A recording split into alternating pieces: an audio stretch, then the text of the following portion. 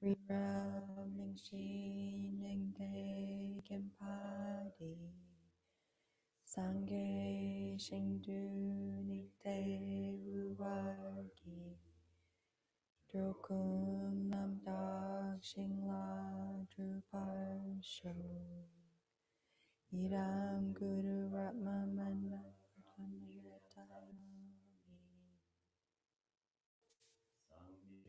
Chudang Soki Choknam La Changchu Bardu Dakni Kyapsu Chi Daki Jinyang Gempe Sunamgi Cholar Venture Sangye Drupar Sho Chudang Soki Choknam La Changchu Bardu Dakni Kapsu Chi Jinyang Gempe Sunamgi Drolar Penchir Sangye Drupar Sho Chudang Soki Choknam La Changchu Bardu Dakni Kyapsu Chi Daki Jinyang Gempe Sunamgi Drolar Penchir Sangye Drupar Sho. Okay. Let's get comfortable.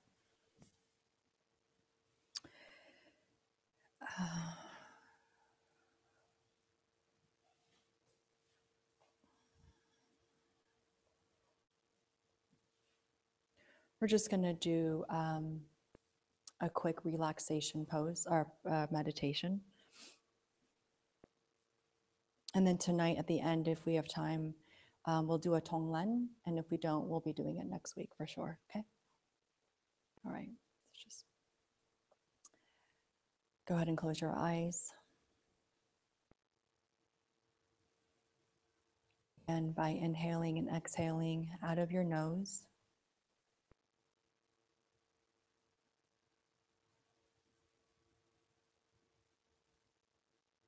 leaving your mouth slightly open, resting your tongue behind your teeth or at the roof of your mouth,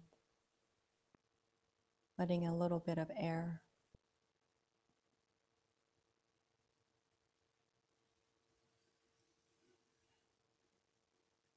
begin to let your body breathe.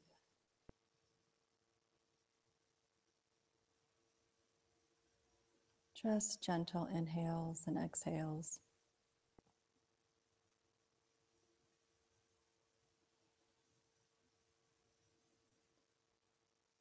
And all we're going to do is relax. We're going to start with settling your body in its most natural state, its most unaffected state. So begin by scanning your body,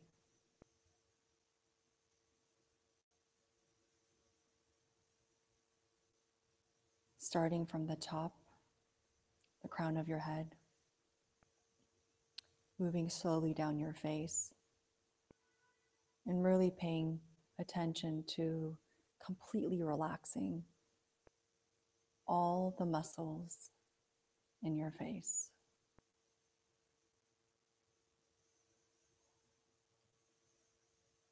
Your forehead, your eyes,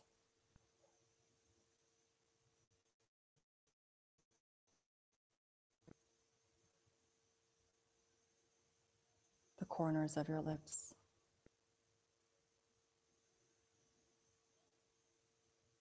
even your ears.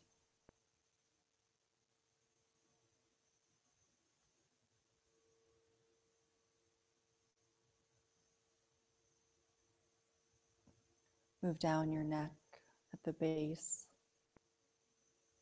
and release any tension that's being held, the base of your neck, your shoulders.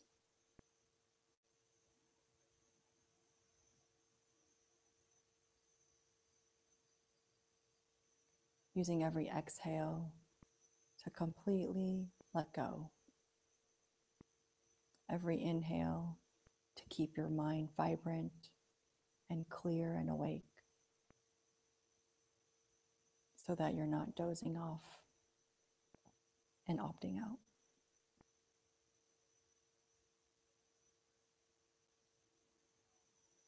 Begin to move down the backs of your shoulder blades and your scapula, down your spine. See if in your seated posture you can even relax your hips and your hip flexors, your hamstrings.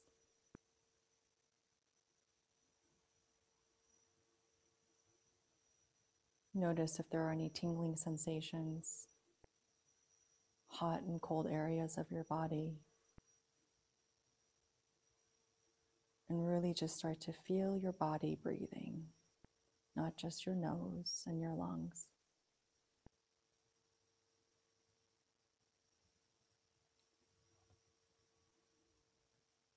Move down your legs,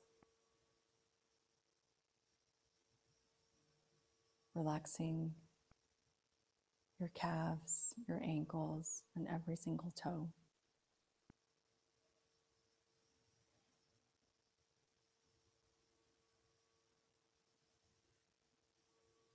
Just be here for a few breaths.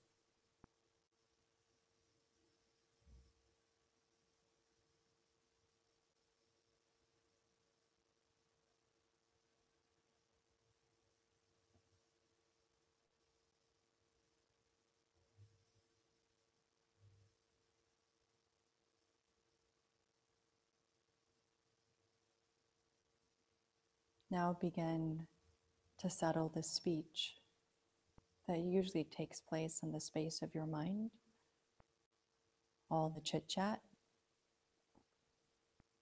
the noise, the narration that we often carry.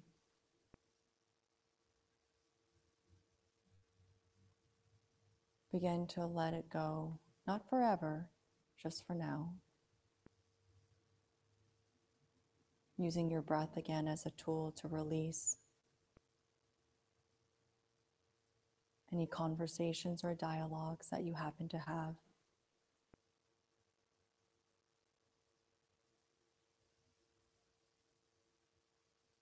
Just release and put it out into the world.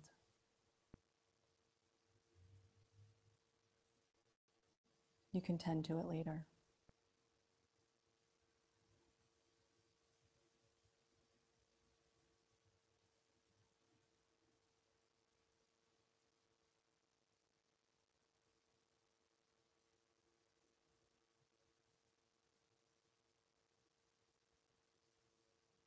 Continue keeping your mind bright with every inhale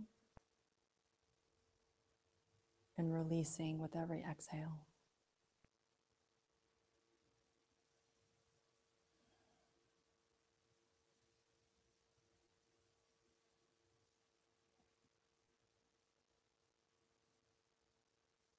Can you be fully relaxed and still be alert and focused?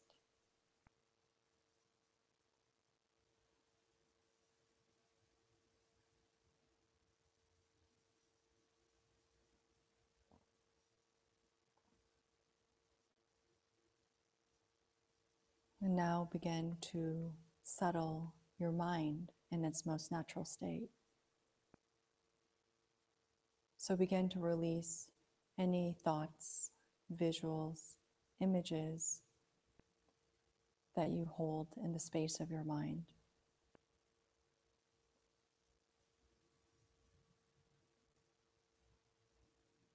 Let those all go for now.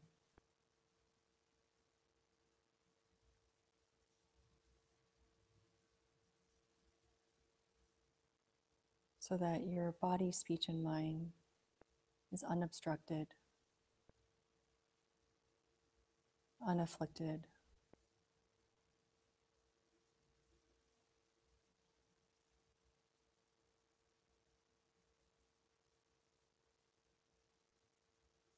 and you start to embody what stillness and relaxation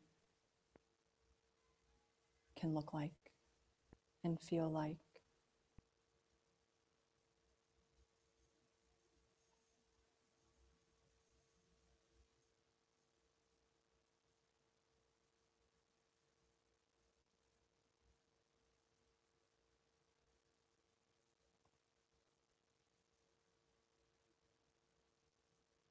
Spend a few more breaths here.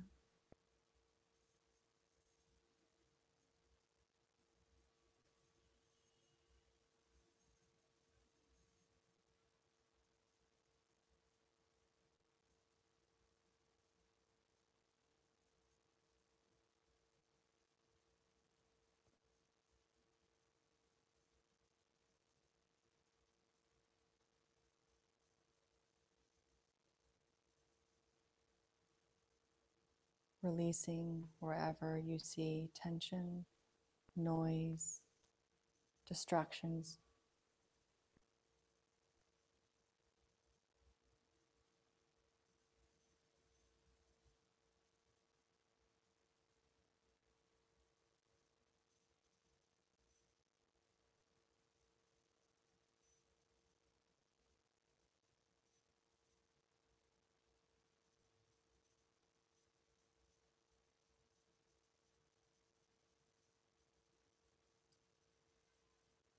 And when you're ready, you can open your eyes.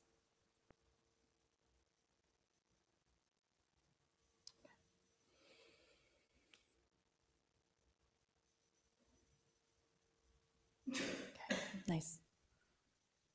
How was that? Okay, that was good. That was pretty good. 10 minutes. That was it, 10 minutes. Did it feel like a long meditation or was it okay? Okay. It did feel longer. Everyone's like, it definitely felt longer. One person being like, no, nothing. It was good. Yeah, it felt really good in the room. It's nice. It's nice to see how things are shifting in this space and with everyone's practice. Okay, just kind of, I'm gonna just go into like a quick introduction again because I know there's some new people in the class. So for those of you who are new, actually, let me just ask, just so I have a framework. Have you been to the Dharma classes before? You have. How did you find the three jewels? I listened to the ACI courses. Oh, you have online. Yeah. Uh-huh. Nice. Great. So you've been to Hector's class, I'm assuming, as well. Okay, nice. And then you. Okay, great. Okay, nice. Welcome. So it's it's a course. It's coursework that was created by the first Western monk in in the U.S. And a geshe, and it's regimented so that it's like an 18 course system. It works great for certain types of practitioners, especially people that are more type, what is it, A personality? I guess that's what I am. Uh, um, and so it works nicely for people who like the sequence and to have information set up in a way that's easy to digest. I think it's a wonderful foundational course in general, whatever practice that you're interested in doing. This is the Galupa lineage, which is the same lineage that we are, as the same lineage as His Holiness the Dalai Lama. The coursework as well, just so that all of you know, has been reviewed and blessed by His Holiness, available in the US. It's an 18 course system. We're on course 4. They don't have to be done in order. In fact, they're rarely done in order. The Three Jewels has been amazing in the sense that they're willing to do it in order. A lot of the different type of Buddhist centers that you'll see, if they do this coursework, you'll get pieces of it. Like you might get a teacher that will teach one course, like course 4, and do it over a 4-day weekend, and you get so much information, and it's really intense. And I don't know how you contain all of that. But it's nice that we've been able to create a system where it's once a week. There are homeworks and quizzes that are voluntary. You don't have to do them. If you're interested, I do collect them, and they are graded, and they go into a grading, like a, not grading, but there's a manual where you can get a certificate at the end of every course. Technically, in order to fulfill that, you can only miss 2 classes, I believe, um, or not turn in homeworks for 2 classes. All the quizzes in my classes, I have it as groups. It's not a big deal. I think it's great whichever way you get it. I am collecting meditation journals, by the way, where I'm asking for everyone to meditate at least 3 times a week. Um, it would be nice if it's a minimum of 10 minutes, and you can build on that. Usually the way that I'm doing these courses is every I don't know, I should say odd day, odd sessions. Let's put it that way. Every odd session, um, I'm starting with, we're going to do teachings, and we'll go through them and do the quizzes and such. Every other teaching, so it would be the next sessions, they're going to be more of discussions that we've been doing, and spending more time of talking about where these concepts are coming from, how it applies to everybody, are there any concerns anyone has. So it's a more of a discussion level type of thing, just to get more depth into the practice, so that you understand that there's a different, that you're integrating the things that you learn in class into your actual lives, and seeing how it works for you. Because you can't really see if it works or not if you don't apply it. And if you don't apply it, then you're not getting any benefit. You're just listening, and then you're going back into the world and acting the way you normally do. And the whole point of these courses is to have some sort of self-realization. Okay. So I'm very big on actionable items and getting stuff done. So meditation journals, very simple. Just write down what days you're meditating, what time you do it at, how long you do it for. I tend to also like to know what you're meditating on. So it's not just like, hey, G, on Tuesday or Wednesday, I did 10 minutes at this time. Like, that's fine, but I like to know what the content you're meditating on. And also, if there's any challenges, was it a good meditation? Was it a bad meditation? Why was it good versus bad for you? How do you decide what that means? So that I'm getting a better understanding of where your challenges are. Like, if I'm starting to see things constantly where you're saying in your journals, like, I can never feel my foot. And so I end up stop meditating because my foot is so tingly that it's just so painful. Then we can have a conversation about cushions, and maybe it's just like, it's just, it's what tools do we have that can help with that. So, or if you're really dull and over a course of a certain period of time, you're just falling asleep half the time, maybe the type of meditation that you're having isn't really the right kind. Like, it should be something that you're interested in, that you're excited to be participating in. It shouldn't be something that's a drag. So finding topics that really engage you is another way to do it. Like, I just got off a call with someone as well right before class, and it was the same. She's like, I don't know, should I do this, should I do that, should I do this and that? And I said, I don't know, have you sat on it? She's like, no, maybe I should. And she's so plagued by this topic, and torn and obsessed and upset and frustrated, and for all the right reasons. But it was like, well, then, that if that's so engaging and enticing, that's awesome topic for you to go on your cushion. Like, you'll be able to be on it for 25 minutes easily. I mean, it's the fact that you've been thinking about it for hours at a time, it's a wonderful topic to bring. So that's another way that we can also troubleshoot and look at, how are you meditating? Why isn't it sticking? Or where are the problems? And so that you're not just practicing and habituating bad habits, because that's not going to get you to a better place anyway. Okay. And so those journals can be sent to me by email. You can put it on a sticky note. You can send me a photo. I don't really care how it comes. Just please do the practice. And if I'm not getting it from you and you're coming to classes, I will probably pull you aside and ask you what's up, and we'll figure out how to make it better. Okay? Any questions about that? No? Good? Yes. Do you have questions? Ask. No, no. Okay. You We okay? had this discussion Yeah. right before class. Okay. So Good. Everyone's good with that? Okay, cool. All right. So here we go. So last week we talked about What did we talk about last week? What's our main topic that we've been talking about?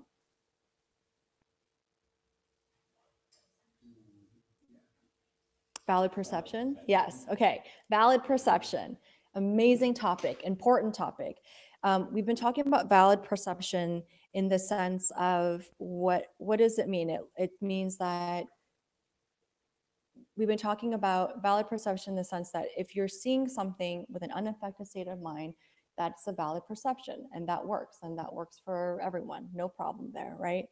And so what we're going to do today is go into different kinds of perceptions and also different kinds of realities that are out there, based on the Tibetan Buddhist Galupa lineage. Okay. Um, there are three different levels of reality. Um, and this course is all about logic. We're going to be talking about reality and the levels of reality, all based on logic. The reason why logic exists is because there are certain things that you're going to have direct perceptions of. There's going to be certain things that you're going to have a clear understanding of. And then there's a bunch of stuff that you just unknowns, like phenomena you don't know. Like you've never seen enlightenment, or I don't know, maybe you have, but there are people in this room that have never seen enlightenment, that have never really seen or understand what karma means, what emptiness means. Is it even possible for a Buddha to exist? Is it even possible to be omniscient? Is it even possible to have no suffering? Like, is that even a reality? What on earth are you talking about? Like, what is this future life thing and past life thing? I've never seen it. How do you actually address situations or concepts that you have never experienced yourself? And so what is, I think, super awesome about the Tibetan Buddhist lineage, and especially the Galupa lineage that has really kept logic intact, is that there are logical reasonings that we're going to start to go through to see and exercise and workshop. Are these things in fact true? Can they be through logic? And what are the different ways that we're going to approach that? Okay. There are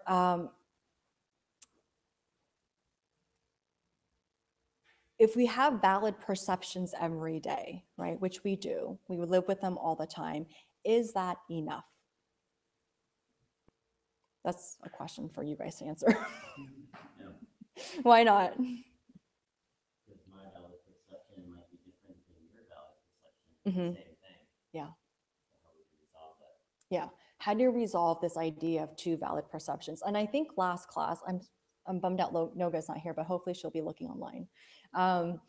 But there were conversations that we had last week and questions of, if you have a valid perception and I have one, right, which goes into this concept of emptiness, which I'm going to go through again because it's super important. So I'm going to grab my Muji pen here. Everyone's like, you toss me pen. I know, I saw you. So if we have a pen here, for instance, right? And we had this exercise that we did the last two classes where, what's this? The pen, right? It's a pen for everyone in this room. Who was it? Was it you? You have dogs? No. What we discussed. You Okay. said dog comes into Right. the room. I think we were talking about dogs last week with you, right? Okay. So if a dog comes into the room and sees this pen, what does the dog think this, or sees this object, what does the dog think this object it might be? A chew toy, right? So the dog might think this is a chew toy. So then the question is, well, if my perception of it is a pen and a dog's perception of it is a chew toy, what is it really? It's both, right? It's both, assuming that the dog's mind is not affected, it's an unaffected state of mind, assuming, right? I mean, I don't, who knows? But assuming that's the case, then it's both. And so with valid perceptions, we end up getting to a conversation of, well, my valid perception's right and yours is wrong. And that's actually totally not the point. The point is that both valid perceptions are in fact true. And what that means is that this object, in fact, is empty, is how we call it. We say it's empty of its own nature. It's not self-existent from its own side. Because if it were self-existent, it would be able to announce pen, pen, pen to everybody, all beings, you know? And because it doesn't, what we do is we project our ideas, our concepts, our perceptions onto this item. This is what we do all the time, right? You project ideas onto me and you place it onto me, place onto this object, and then we say it's actually concrete and real and absolute. And so we go around our entire life making these concrete judgments based on our valid perceptions, right? And then we make it our realities. So our valid perceptions then become our realities. And you can start to see already how that creates a lot of issues in the worlds that we live in, just conventionally speaking, right? I mean, in terms of just general, like, is this pretty or is it ugly, right? And that can become this war. Do I like this? Do I not? Should she live? Should she die? You know? And so this idea of understanding valid perceptions is important because it starts to engage in the conversation of what does emptiness really mean. And there are actual ways of experiencing emptiness directly, which we'll kind of touch on today. But it's important to start to understand and start to play with your own valid perceptions and others. And the thing that's the most, I think, trickiest about valid perceptions and the concept is really rooted back into that last answer of question 3 of class 1 that we just did of the quiz, which is you cannot judge other people for their actions if you don't know their intentions. And you don't know their intentions until you can read their mind. Because how many times have you been in a situation where you make a judgment about how someone acts and behaves, and it's been actually wrong, completely wrong, right? Or you make these assumptions about how people are based on their action, but you don't know what their intentions are, right? Does that make sense? Like, and so, and if that's in fact true, that when you're experiencing things that are happening in your lives where you're looking at your boss or you're looking at your partner or your annoying neighbor who like won't stop bothering you or whatever the stories are that you have, right? And you realize that yes, it's valid. My neighbor is a total pain in the ass. That's valid. Like, I see that. That's my valid reality. There's nothing wrong with that, by the way. There's no right or wrong answer. That's a valid reality. You have every right to have that be valid to you. But also realizing the pen idea, right? Where, yes, it's my valid reality, but I also simultaneously understand that I'm projecting annoyance, annoyance, annoyance, and labeling it and plastering it onto my neighbor and being like, that's now my annoying neighbor. That's self-existent and is annoying, I think, as a neighbor to all beings, right? Right? And it becomes this absolute thing. It's crazy if you actually think about it. And so what the practice starts to do that we talk about constantly is what do we do with that? You know, it's like, now I get it. Okay, so I get it. Everything's coming from me. That's great. Not really, but okay, let's say that's great. I can live with that. Now what do I do with it? Okay, so that's what we talk about in these classes. Does that, any questions? We're all good there? Okay, great. So we have 3 levels of realities. This material that we have, in case any of you need to know, is from the Mind Only School as well as the Sautantrika School. And there's 3 areas of logic that we're going to work on or look at. Can you say Nungyur? One more time, Nungyur. Okay, so when I do the Tibetan, just so that we know, and I'm being clear why the Tibetan is being said,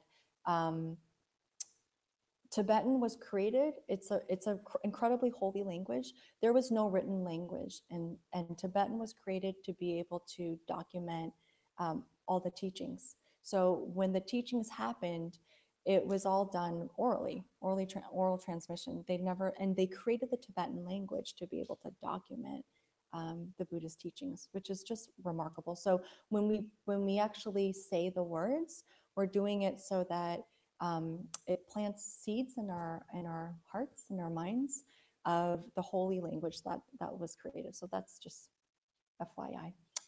Nun is obvious and evident, and gyur is that which is.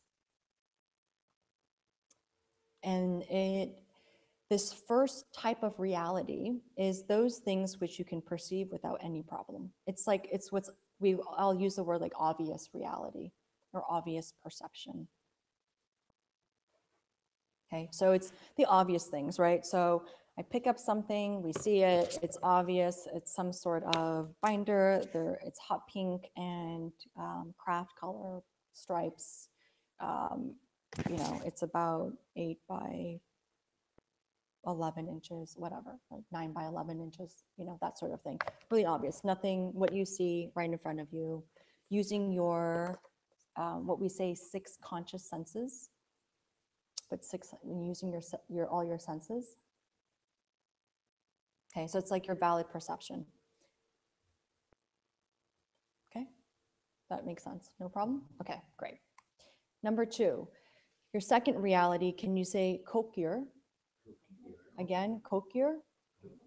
So kok is hidden and gyur is that which is. So it's those things which are hidden. So it's, there are different kinds of ways that we're going to look at this, and we're going to spend a little time on this. There are hidden realities out there. There are things that you don't necessarily see, but instead you deduce. There's a difference between a deduction and a direct perception. Okay, so I'll give you an example. We'll use a pen again.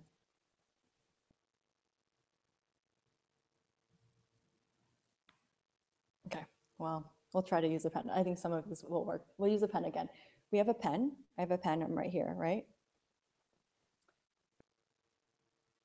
And then if I, what just happened? How do you know that I dropped it? You heard, but did you see it? Did you see it drop on the ground? You did? How did you see it? You watched it hit the ground. Can you see it from where you are? You can't. So you saw the pen up here. You see my hand let go of it. You see it fall. Your ear has picked up a sound that's hit the ground, and you've made a deduction that it hit the ground, but you didn't have a direct perception that it hit the ground, right? You just deduced that it hit the ground. So there are deductions that we make all the time in this reality that we're calling the hidden reality. It happens all the time. We actually spend most times making deductions than we do. We don't perceive it directly. Like, oh yeah, it's a lot of weird stuff comes in. Yeah, totally. You make deductions constantly. Like, I made some serious deductions last night when my computer was being such a pain in the ass. I mean, I had like visualizations of grabbing it and like, you know, I don't know, it's like a thing. And I like had these deductions. I was making these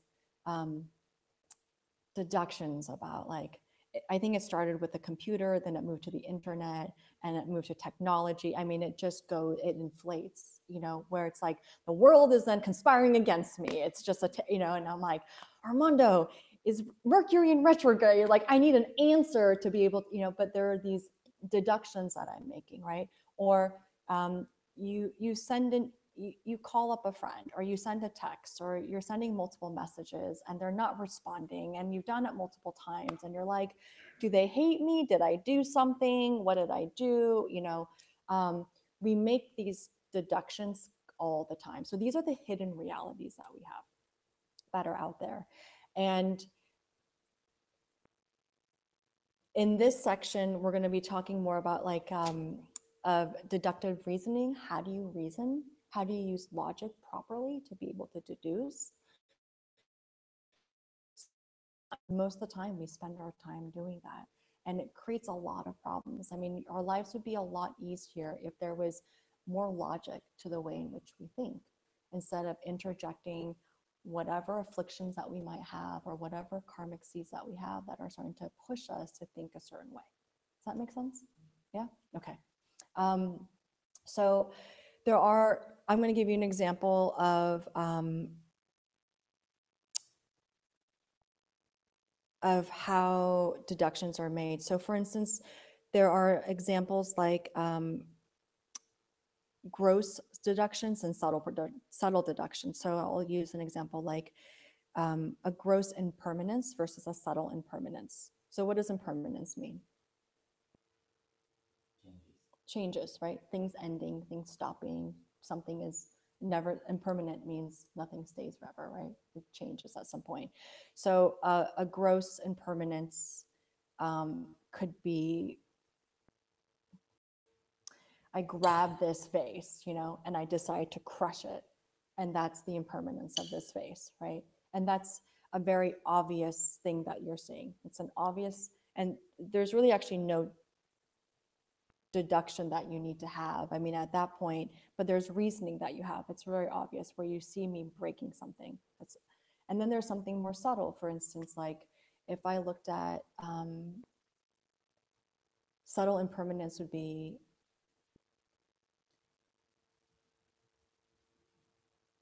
every breath that you take, you're dying. You know, every breath that you have. I used to remember I had a boyfriend years ago and I would say things like, oh my God, I'm dying. And he would say, Gee, we're all dying. You know, every moment you're dying. And I was very turned off by that. Like that wasn't very, like I wanted more sympathy. But there's the subtle impermanence of death, right? Of every breath that you take, you're dying.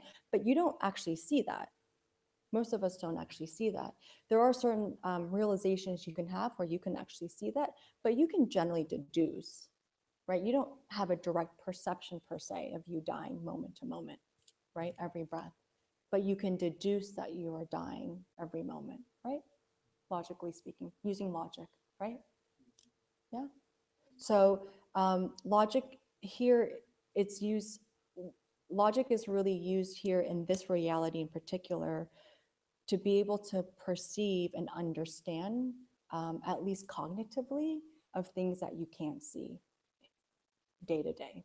And we're going to be using that logic and that framework to start going into understanding all the different realms that are out there. In particular, in this class, we'll be using it to talk about how their future lives and past lives. What does that look like? Impossible. Is that even feasible? Logically, does that make sense? Is it sound? And then there are very specific structures of how logic is used in Tibetan Buddhism, which we'll also go through.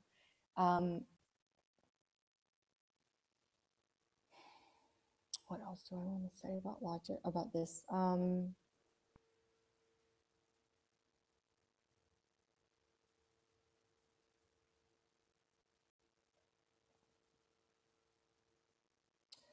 The three things that we will be talking about in particular when it comes to deductions and logic here is going to be things like, is there such thing as paradise? Can there really be an omniscient being? Is it possible to have that? Is it possible that this is a path for me? How does that work for me? And it helps with, and it supports further with your meditation practice. So there are meditations practices out there that are what's called analytical meditations, where you're really using logic to be able to work through and understand and look at, is this in fact empty? You know, how is my boss empty? How is my partner empty? Is my mother really empty? You know, and so that's where this place takes. Okay. Any questions there? Yes. When you said about emptiness, the emptiness is when the pen can't say it's a pen. Yeah. So does that apply when a person can say I'm a person? What? So for instance, like is it like, are you saying, can I be empty? Right. Yeah, of course. Right. We can. Yeah. So sure. Well, how many perceptions, how many G's are in the room? How many G's are in the room? 2. 3, 4, 5. Mhm. I'm confused. Why are there multiple, why are there more than one G in the room? Why? Everyone has a different perception of me, including myself. So I'm empty of myself. You have a perception of how you label me, and so do you, and so do you, and so do you, and so do you, and so do I. And they're not all the same, right? If your perception was, in fact, if I was self-existent, whatever you perceive me wouldn't be coming, it would be me coming at you. It'd be like, I'm G and I'm Asian and I'm have long hair and I'm 5'5". And it would be the same to everybody. It'd be the same to everybody. You'd be like, oh, she's Korean. Except when I go out, I have people say different things. Like I had someone randomly speak to me in Japanese and then turn around, they're just speaking to me in Chinese. And people be, and I've been in Asia, and actually I'll give you an example. I've been in Asia, no joke, few times in Hong Kong and mainland China for work. And people on the streets will speak to me in Chinese and tell me that I'm Chinese and I'm not, and continue to speak to me in Chinese because they think that if they continue, that somehow I will realize their truth, my truth, that in fact, I am Chinese and I did not know that. And what they're projecting onto me is in fact valid and true and the only way. I mean, and I've gone to arguments where I'm like, I am not. And they're like, you are. What? You know? Yeah. So that's like a really like very obvious and very interesting thing that's happened to me a handful of times. So people are empty of themselves, sure. And so when you understand that idea, right? And that's a hard concept to really get. And so emptiness itself is in this reality where it's hidden. It's not something, but you can actually deduce and have a perception of, and it's not a direct perception, but you can have a logical perception. You can have a perception of emptiness, understand it cognitively through logic, sure. There are different ways of perceiving, right? Deduction is one way and direct is another way. And deduction is not incorrect. It's just that for the most part, most of us use it incorrectly. We bring our other stuff to it, right? We bring our biases to it that color our deductions. But if you use logic properly and with wisdom, you can actually deduce that emptiness exists. And this is just like, that was a good example, right? Logic, like how many, you don't believe in emptiness? Okay, well, this is the logic that we have, how many of me are in the room? And if you were all to write down what your perceptions there might be some overlap, but there might be also a lot of conflict as well. But they're all valid. All your perceptions are valid. No one is right or wrong. It's not a right or wrong conversation. It's just understanding that all your valid perceptions that you impose onto things, or all the valid perceptions you have, most people have the tendency to start layering on top of it and projecting what they think is in fact true and self-existent. And so when you start to toy with this idea and then integrate it and play with it and look at how does that color the way in which you live, it really is quite profound, because you realize that you've created and manifested a world to be absolute and function a very specific way when it doesn't have to be. And so when you see people who live, I don't know, like I'll give you an example, like alternative lifestyles, it's like, how is that possible? Like, why wouldn't that be possible? Of course that'd be possible. Why couldn't it be that way? Why does it have to be only one way? And we see it happen all the time. Like we have things that are conflicting all the time where you think it can't be this way and it does, which is always really interesting to see how that happens in modern day time. Like gender is such a fascinating thing right now of what's happening, even like identifying man and woman is very controversial. And how do you define that? Especially the work that I do. A lot of the work I do is in women and working with women, but that's changing so much. And it's, how do we even define women? What if you're a man that turned into a woman, or a woman who doesn't identify herself as a woman, and you have a fluid, like it's, you see it all the time, people changing genders, changing the way they identify themselves. What does that need to be? How does that look? So it's clear that we see it, and yet these concepts have been around for so long, and if they were considered, I think personally, this is not scriptural now, obviously. I didn't talk about like gender changes in scripture, but if it was reconsidered and relooked at, I think there's a lot of different things that we would be able to do and live in a much more cohesive way, you know, and not go around our life so ignorantly or grasping at things the way that we do. Because when you create a certain type of structure that life needs to be this way and it can only be that way, then you grasp at these things that are just manifestations that you created for yourself. It's your world. You created it to be absolute that way in those constructs, but it doesn't need to be, you know? Yeah. Okay. Anyone else? Any comments or questions? Okay. Third reality is can you say Shinto? Kokyo? Shinto? Kokyo. So Shinto is deeply and Kokyo is hidden. My little box gonna come up. There it is. It's deeply hidden phenomena, like the subtle workings of karma.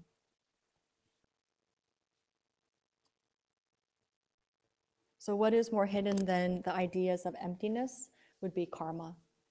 So you have, reality number one is kind of the most obvious things. Reality number two are hidden. And reality number three is deeply hidden. It's basically all the things that you see in the world that you can't really figure out and understand, you know.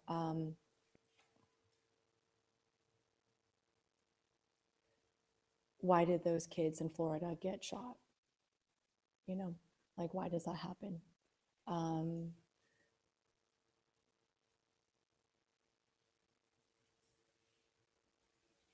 Why is my ex-father-in-law going through cancer when he's such a remarkable person and has saved so many lives? There are things and workings of karma in particular that are hard to understand and see. And so in the Shinchu Kokyo reality, you're looking at things, everything that really you can't really figure out, and only really an enlightened being can understand and see. Which is interesting too, because I think that in the West we live and we think it's okay, I don't know, acceptable. We've accepted this concept of when we can't understand something, it's like, I don't know, it just is, like, I don't know. Like my niece will ask questions. It's really funny. So I have my sister, my brother-in-law are not spiritual practitioners, conventionally at least speaking. And I have a niece, and it's funny because she'll ask questions sometimes, like, and she calls me Imo, which is aunt in Korean. And she'll be like, Imo, why? It's like that why stage. She's 3.5, 4 years old. So it's always like, why? Why is it purple? Why do why does your hair look like that? Why does Mambo, she can't say Armando, she'll call him Mambo. Why does Mambo have no hair? So there's a lot of whys, and it's always fascinating because I want to answer from a spiritual context, and I'm just kind of like, I don't want to get into that and karma and that whole thing. She's too young, but it's interesting because I think we've been accustomed where when we don't have answers, we've been raised in a culture where it's like, I don't know, that's just the way it is. I don't know why. And in our tradition, there's a reason for everything. There's no reason for nothing. It doesn't, there's no, it's just not like, I don't know, it just was. Like, why did I decide to wear a looks gray, but it's actually a little tan. But why did I decide to wear a tan shirt with a gray scarf today? And I can say, well, it's because that was in my closet and that's what I chose. But why was it in my closet? How did it get there? And you can actually, there are karmas that track back to why it is. Like, why do I have a partner with no hair? Like, I don't know, whatever. Like, there are these things where it's like, I don't know, it just is. It's not that way in Tibetan Buddhism. It's not just, it just is. There are actual reasonings and logic behind that. and there's karma behind all the things that happen to you. It doesn't just happen because life hates you or someone's trying to punish you. It happens because it's the seeds that you plant, but the subtleties of those seeds are difficult to understand, especially when it's tragedies that happen in the world. I think those are probably the most difficult. And so this reality in particular is it's something where it requires a certain level of it's meditation, realizations. It's really a category of realities that only an omniscient being can understand and be able to speak to, which is why we have the scriptures that we have, and we work really hard on, I don't know, category 2, I guess, reality 2, and trying to understand somewhat of reality 3.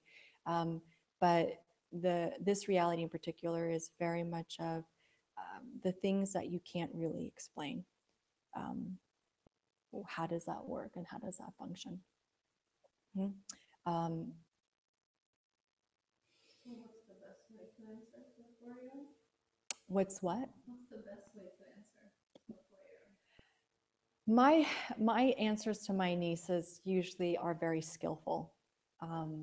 So I don't go into a hole in with karma and emptiness teaching, but I do slide in my ways of doing it. Um, it depends. So there are certain questions that she may have, and I will position it in a way where I'm having a conversation with her where she realizes it does come from her, but she has to see that it comes from her.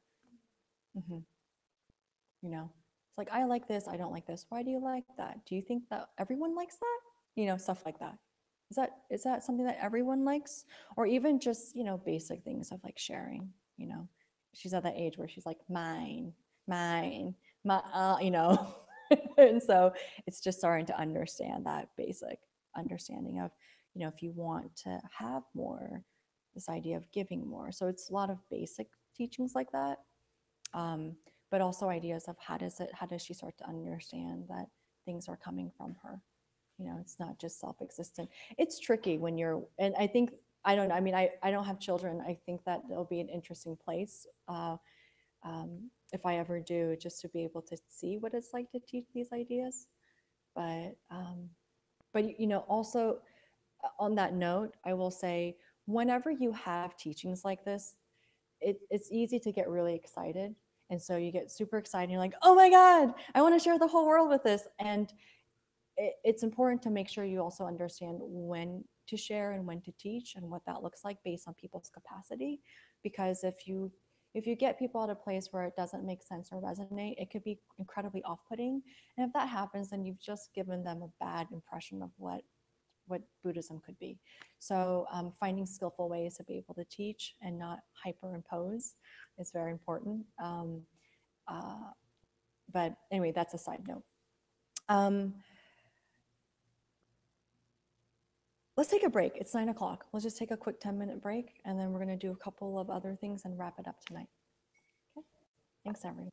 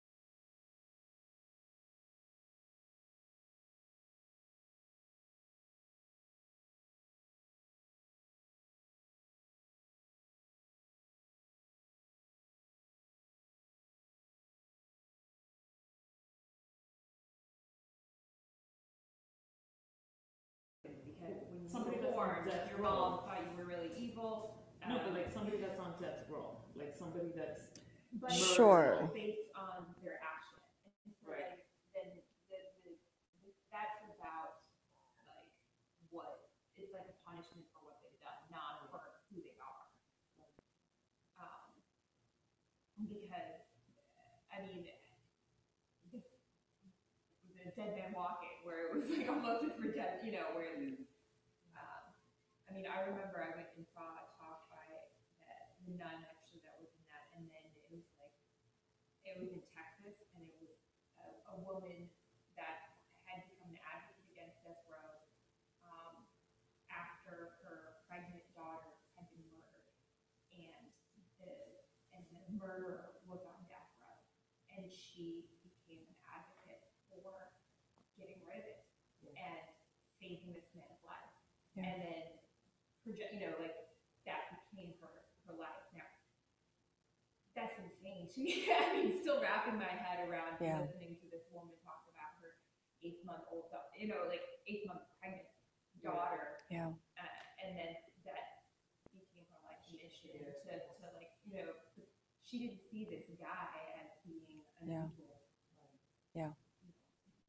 But just also considering the karma of like you judging someone for being like immoral and putting them on death row. And those people who put them on death row, don't they have the karma too of like judging someone?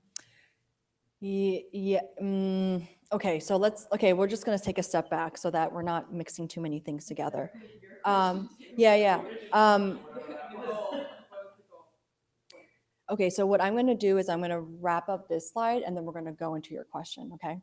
Because it all ties in. It always ties in.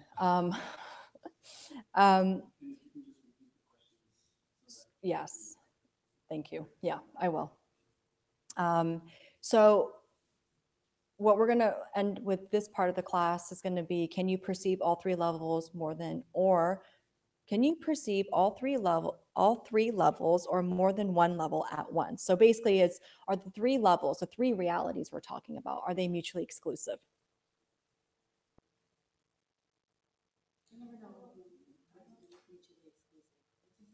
So it means, can you perceive all three levels or more than one level at once? It's that question.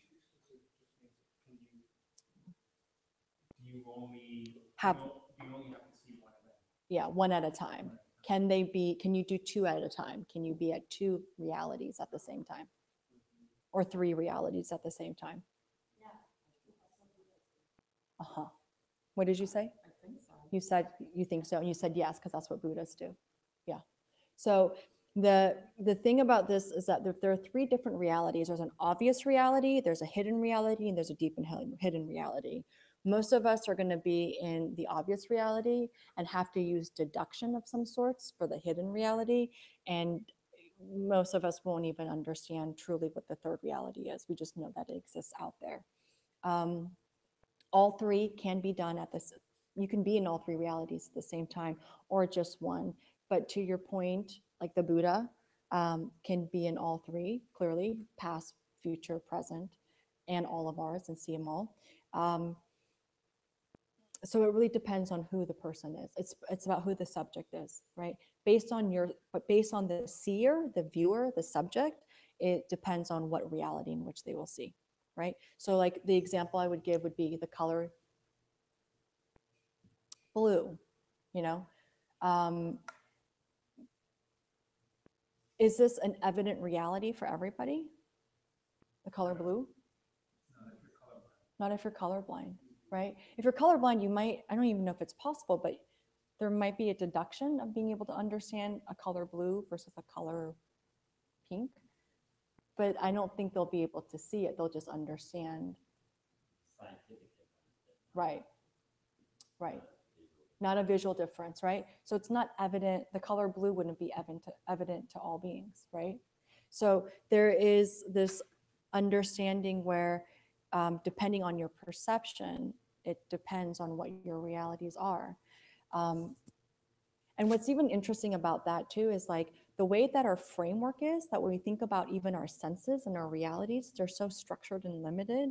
So in the scriptures, they'll say things like, the Buddha can see all things with the tip of his finger, you know, like he can hear with his eyes, you know.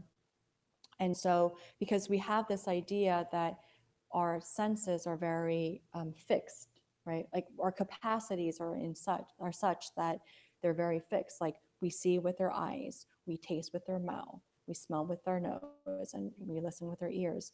The Buddha actually has ways in which where all the senses can actually, it's the mind in the end is what's seeing everything, but he can see with all aspects of his body. And in fact, we see it, and we do see things like that today, like phenomenals like that. Like I have someone, I lead these women workshops, and there's someone in my group that I lead. I don't know the technical name for it, but she sees colors when she sees words, or yeah, words. When she sees words, she sees colors. They're colors she sees.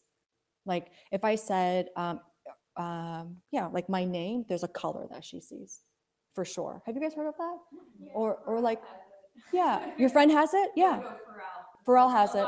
Does Pharrell have it? Like I know Lorde has it too. Like she sees colors with music. And so her music composition that she has comes with really, she knows she has an image that she's trying to get to, and she'll create music to be able to then create the image that she has in her mind. My friend, she smells colors. Yeah. So like we do see that, we just don't realize like it's kind of like, oh, that's an awesome freakish thing that happens, but it's actually something that's been around and you see it in people. So this kind of limited capacity in the way that we think it needs to be a certain way is another just example and expression of how um, you know, it's very much about how our perceptions done, how we're limited and fixed in our way of being, and to realize that there's all these other phenomena that you actually can have access to. Like when you hear people like Pharrell, who I've heard is unbelievable and stunning just as a human being, but those are things that you can all have as well. They're human qualities that we do see people have, and they're qualities that in fact you can ascertain. Okay. So with that, we're going to go to your question, and then we'll end with class that way. I think that's Can enough. I Yes, stay please. with for a little while longer? Yeah. If you perceive, like if you have a direct perception of how karma works, Mm-hmm. you know it's right, then it's no longer hidden. Mm-hmm. It's really no longer third level, or third reality. To you, it's Right. Sure. first reality. Yeah, it's your reality. Yeah, that's fair. So it's really not. I mean, this three realities. it's all one. Yeah. it's Sure. all Yeah. becoming one, Yeah. right? I think that's fair to say. I mean, I think that, yeah, okay, that's fair. I can work with that. But you could have a perception that there were three different layers. I mean, you could also be someone who's omniscient and say, I see the third reality that's not hidden to me. It's hidden to you. It's not deeply hidden to me, but it might be, but they'll know that they would it's like suffering. It's like the Buddha may not have any pain of his own, but he has compassion for your pain and still understands that even though it's not his, it's not, right? So I think it's something like that. Okay. So the question we had that came up was, what is if everything is like empty, then what is the goal, or like are we trying to ascertain like self-existence, or what is where are we finding meaning, or yeah, what does that mean if we are all yeah, like how do we, is that good or bad? right. What is the value of it? Like, where do we go with this? Right now we know, so we have these ideas that we're talking about, these realities. I get the valid perception thing. Now we have the emptiness thing, which is always the biggest hiccup, and then karma adds into it and makes it even more fun. What do we do with that? What do we do with this cocktail of all this information? What's the end goal, right? So from a spiritual practice, and you'll have different types of spiritual practices that you'll see out there. A lot of times it's like even meditation or yoga is always coaxed around like relaxation, decompression, having less stress. the Buddhist tradition is not about that. Those are nice to haves and they do happen. The ultimate goal is, depending on your practice, is plan A would be nirvana, plan B would be enlightenment. There's a difference. What's nirvana?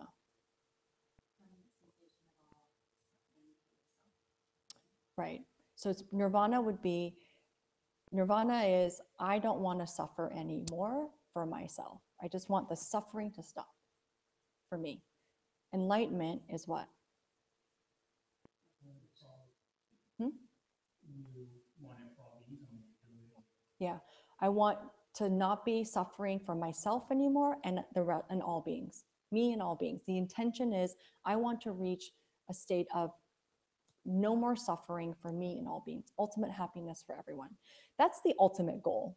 I mean, one of those two, whichever practice path you have. There are practices out there that are very much about like, it's saving myself, and that's my mission and that's my goal. And the practice that we have is you and all beings. We bring all you with us, right?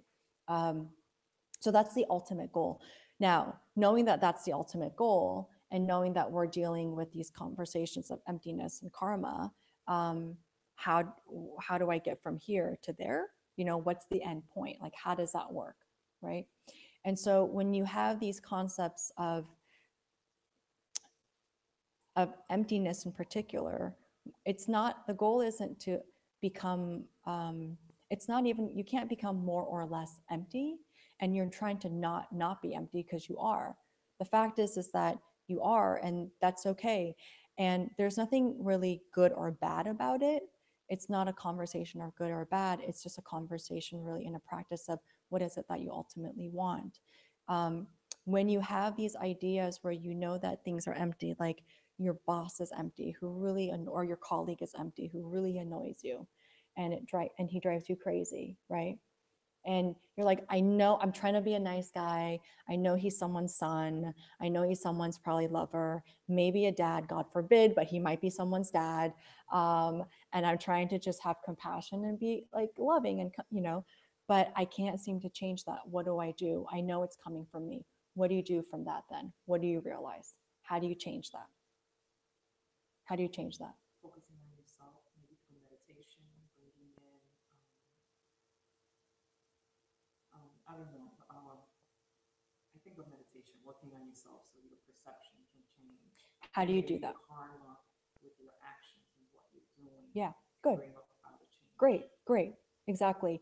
So when you realize you have a coworker who's a total pain in the ass, understanding that that pain in the assness is coming from you. It comes from you. So it's like, okay, I got it. It comes from me. How the hell do I change it? Because I want the assness to go away, right? It means that then you start to bring in the other side of the coin, which is empty, or which is karma, which means it's, we hear it in the Western culture of like, what goes around comes around, which is a very like Cliff Notes version, like a simplified version of it. But this idea, it is still true in the sense that when you have an action, you plant a seed, like anything else, like a peach tree or lemon tree. I like lemons better. So let's do lemon tree. You plant a seed, and that seed, if it's watered correctly and it's taken care of, and the sun is there and the nutrition, the soil, and it's good and everything's good, it will then ripen and become a massive lemon tree. Karma is the same thing. You plant, when you have an action, and the actions are based on your intention.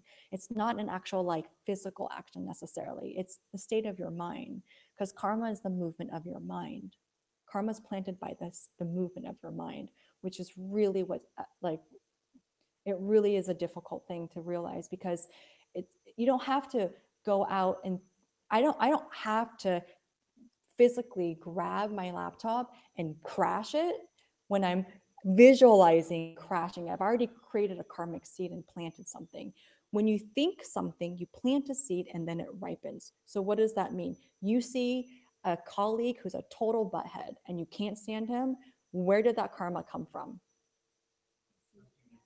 The seed that you planted. What does that mean then?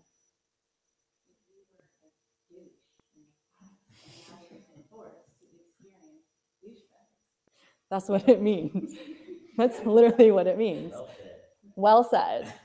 Just to put it on the record, if anyone didn't hear on the camera, is I think quote was, it means that you are a douche in your past and you've created doucheness. Oh, now you're forced to experience doucheness, yeah, and you're present. So that's what it is. And you know what? The good news is that karma, it also runs out. It doesn't stay forever. You can cultivate it and feed it if you wanted to. How do you further feed it to happen even more? Yeah, exactly.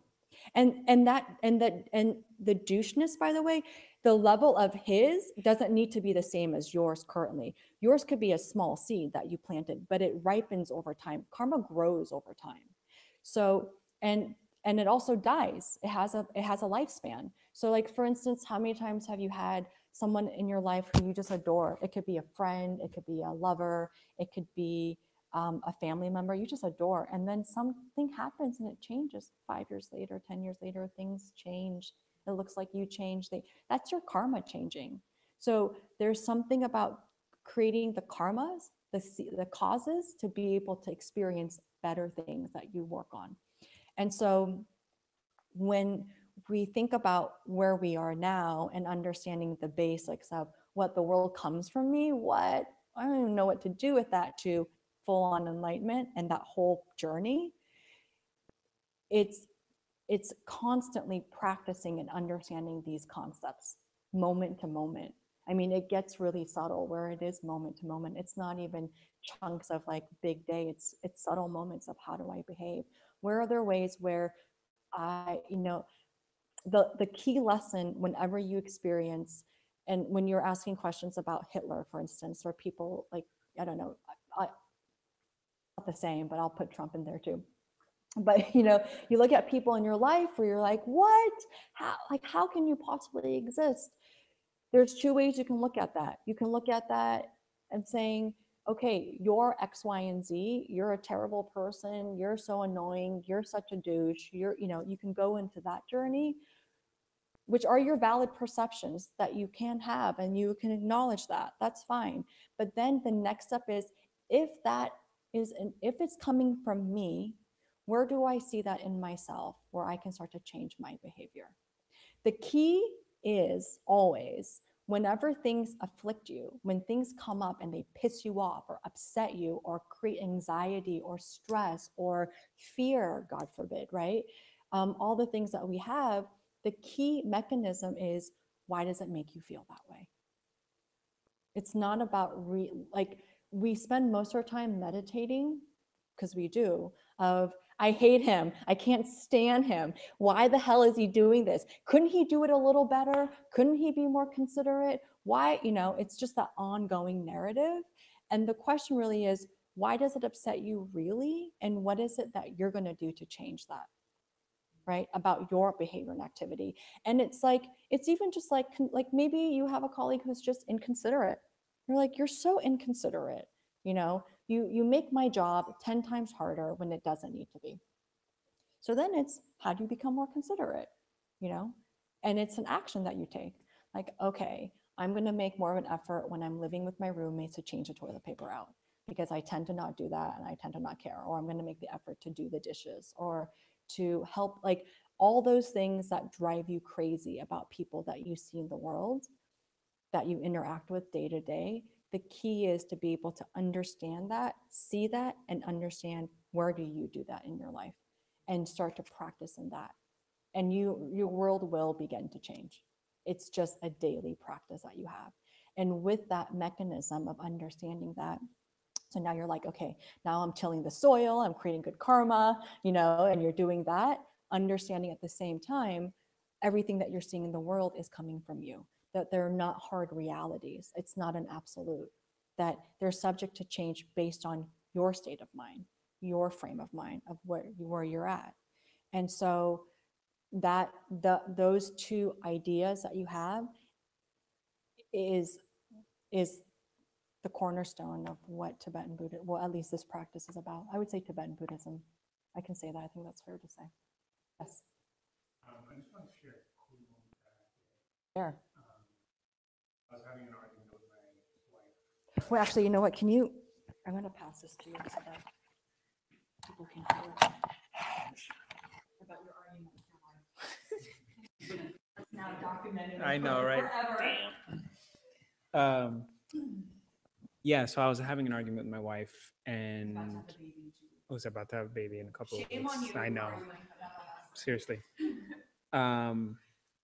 And you know, she was right from her perspective, and I was right from my perspective. And I was sitting there, and we had a decent moment of silence. And I was looking at her, and she was visibly upset.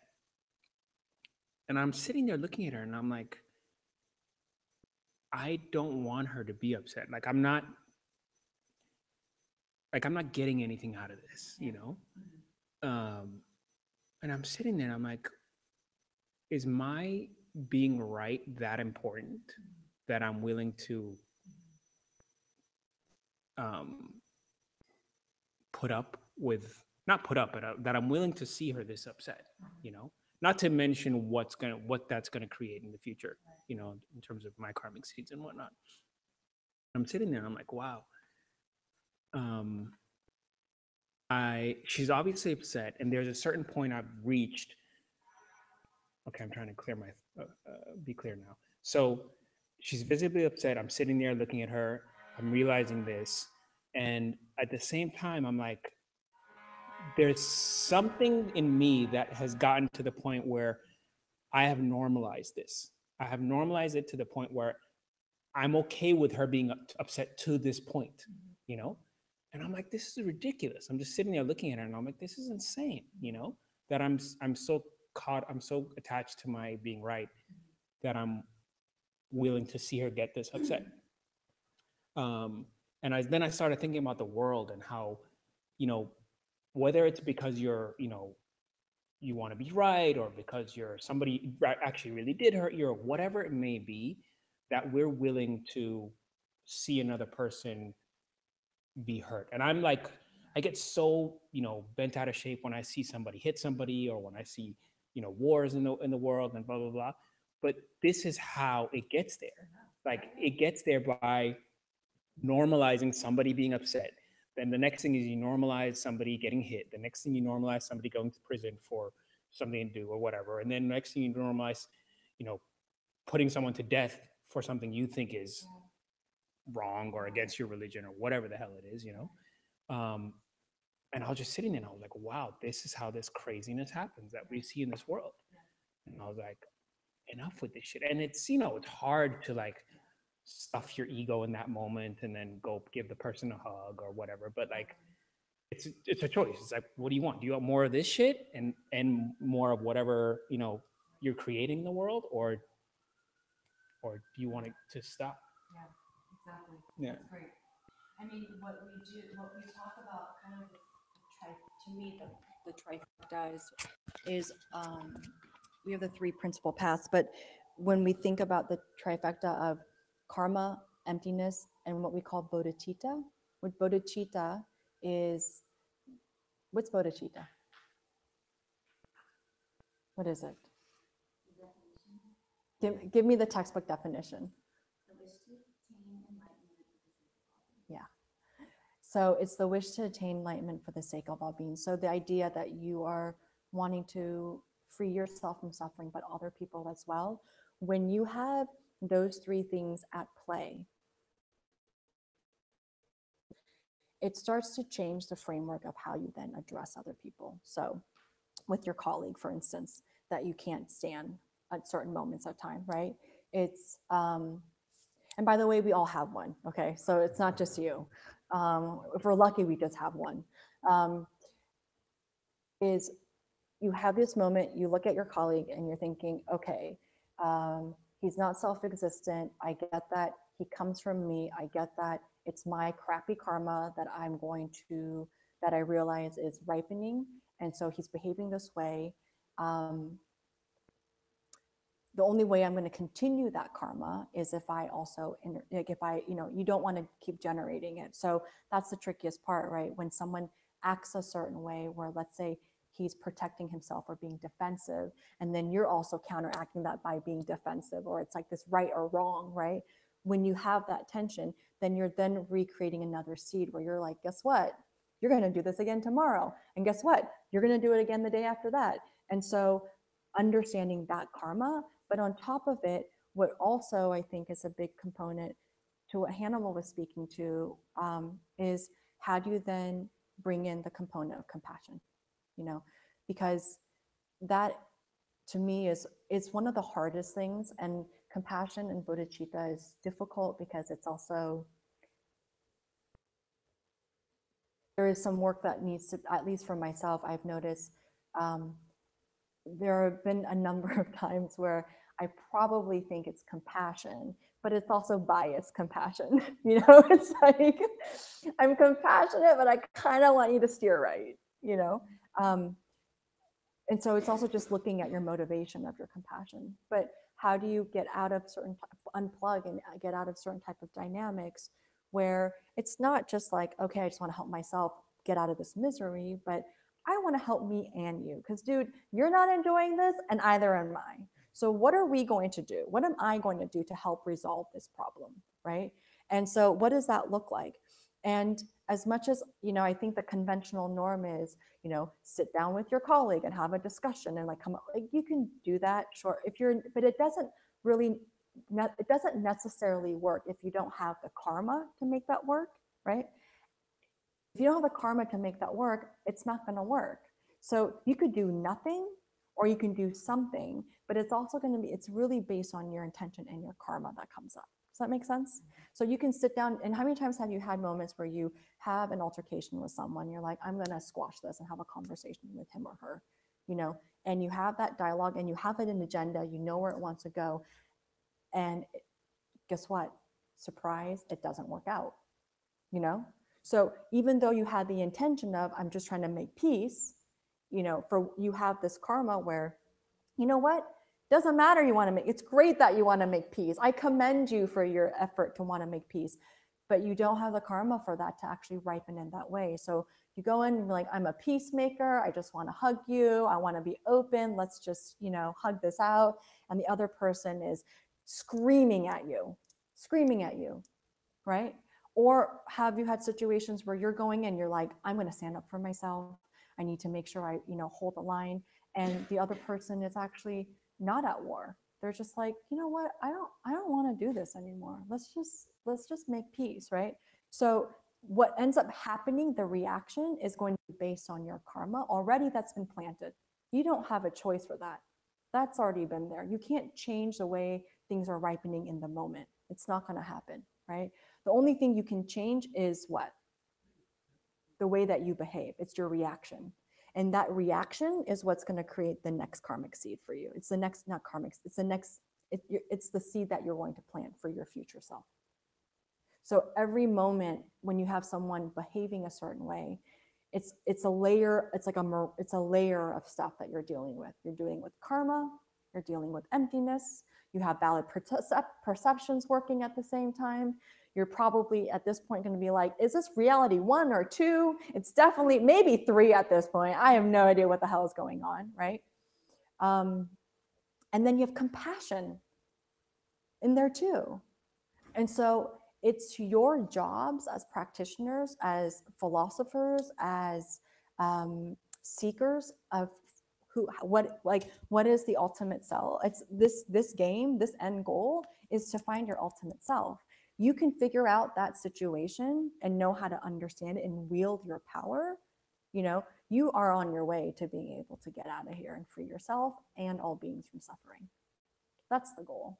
It's to clear your shit, basically. It's to clear your shit out and plant some good stuff happening so that you can get out of here. And it's understanding all the things that are working and all the things at play. And if you can start to understand how do you start to do that, what are the ways that that can be done, your world does drastically change. And I promise you that. And I think there are people in this room that can probably testify to that, me included. Does that help? Does that make sense? Yeah. It's a lot of different things happening. I mean, the thing that I have said before that I truly believe that is so remarkable about these concepts that I've been practicing for about 10 or 11 years now. And I'm such a skeptic. And I came in being very skeptical, and I've been playing and toying with these ideas, probably secretly for a long time. Like, I don't know, this stuff is, I mean, conceptually it works, but does it really work? And I have been playing with like, does it work? Let me try it for a month. Let me try it for 2. You know what? Let me try it for a year and see what happens. And when I think about where I was and where I am now, it's remarkable, because what these concepts tell you is that if things come from you, you get to control what your life looks like. And you can vastly change it to whatever you want it to be. It's incredibly empowering, in fact.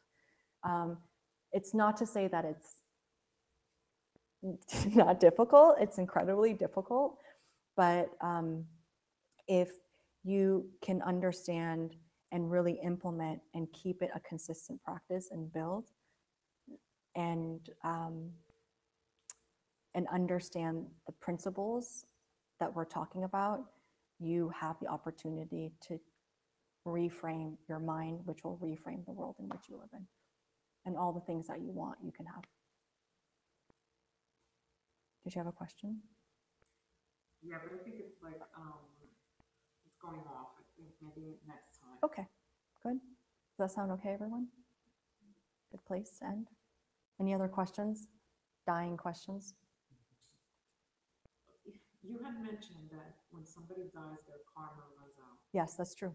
Yep. So when you're building karma, is it for another life? Sometimes, yeah, sure. Sure. I mean, when that happens, So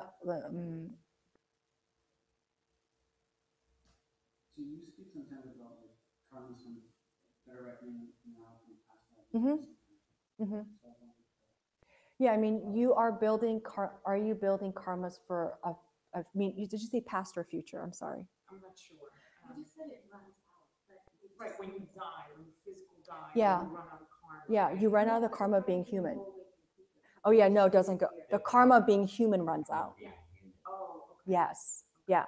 Oh yeah, no, I wish it depleted completely. No, it doesn't. Karma applies to the Buddha too.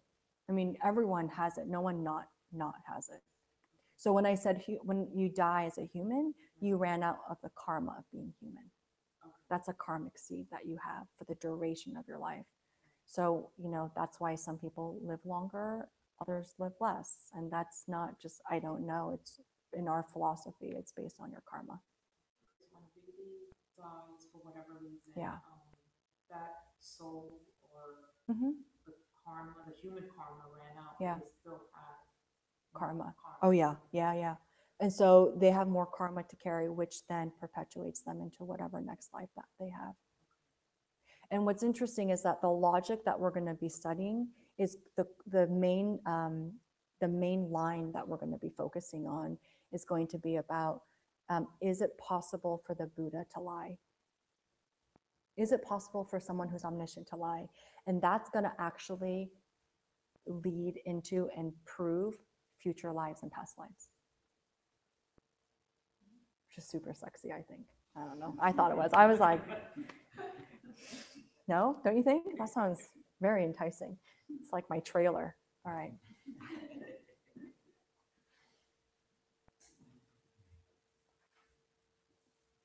Sashi Puki Jinchin Nito Tram Rira Lingshi Ningde Genpa Sange Shindu Nikte Uwargi Drokun Namda Shinla Truparsho Idam Guru Ratma Mandala Kamira Dayami Di Gewoku Sunam Yeshe Sokso Shin Sunam Yeshe Lenjuwe Dampa Kuni Troparisho. Okay, we're just going to close in a meditation.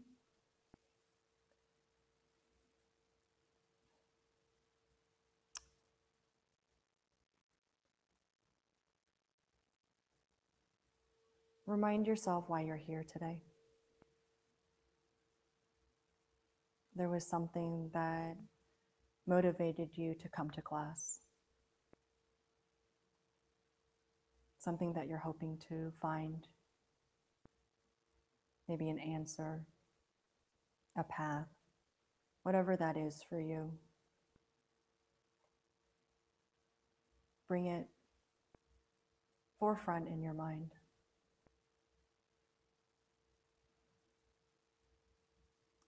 And I want you to feel what that felt like, of whatever it was you were looking for.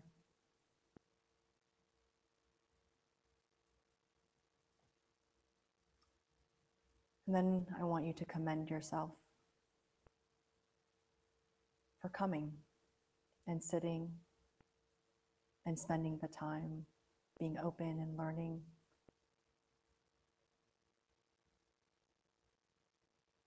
Make sure you really applaud yourself for your efforts.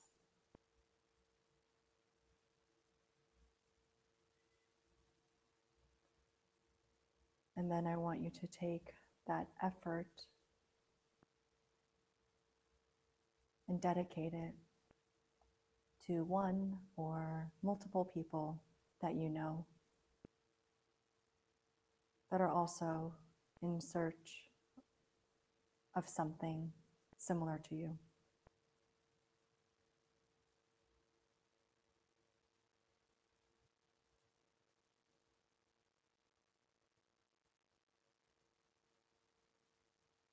Thank you.